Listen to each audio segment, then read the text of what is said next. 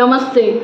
સાહિત્ય જગત આયોજિત સ્પર્ધા નંબર 53 તહેવાર સ્પેશિયલ સ્પર્ધામાં હું મનીષા કિરણ શનીશ્વરા રાખડીની દોરીથી જોડાયેલી યાદો વિશે મારી સ્વરચિત રચના રજૂ કરું છું.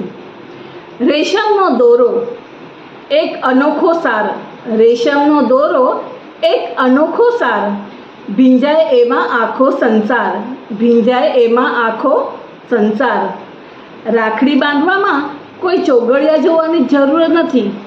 કાર્ડને પણ શુભમાં ફેરવી નાખે એવી તાકાત ધરાવે છે આ વિરલાની રાખડી. હોળી રંગોથી ભરપૂર હોય છે, દિવાળી કલરફુલ લાઇટફુલ હોય છે, પણ રક્ષાબંધનનો તહેવાર પાવરફુલ અને રિલેશનશિપવાળો હોય છે. જે બંધાય આ ભાઈ બહેનના અનમોલ બંધન માટેનું હૃદય વિશાળ છે. આ સાધારણ દોરો નથી, આ તો વિશ્વાસની દોરી છે. મોટો ભાઈ જીવનમાં એક મહત્વપૂર્ણ વ્યક્તિ છે. તે રોલ મોડલ અને શ્રેષ્ઠ મિત્ર છે, જેની સાથે એક ખાસ બંધન.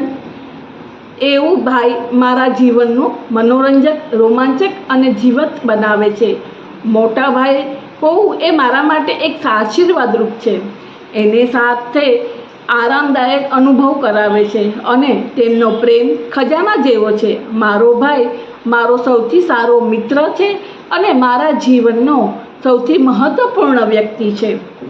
તે મારાથી મોટો છે, પણ જ્યારે પણ મને જરૂર હોય ત્યારે હંમેશા મને મદદ કરે છે અને એક મજબૂત બંધન ધરાવીએ છીએ અને સાથે સમય વિતાવવાનો આનંદ પણ માણીએ છીએ. જ્યારે હું ઉદાસ કે મૂંઝવણ અનુભવું છું ત્યારે તે મને શ્રેષ્ઠ સલાહ આપે છે.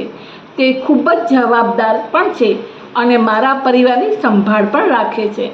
ક્યારેક મારી પર નાના ઝઘડા થાય તો તે લાંબા સમય સુધી ટકતા નથી. તે હંમેશા મને હસાવતો રહે છે ને મારા કામમાં મને ટેકો આપે છે. મારા ભાઈની એક સૌથી સારી વાત એ છે કે તે ખૂબ જ રક્ષણાત્મક છે. તે હંમેશા મારું ધ્યાન રાખે છે અને ખાતરી કરે છે કે હું સુરક્ષિત રહું.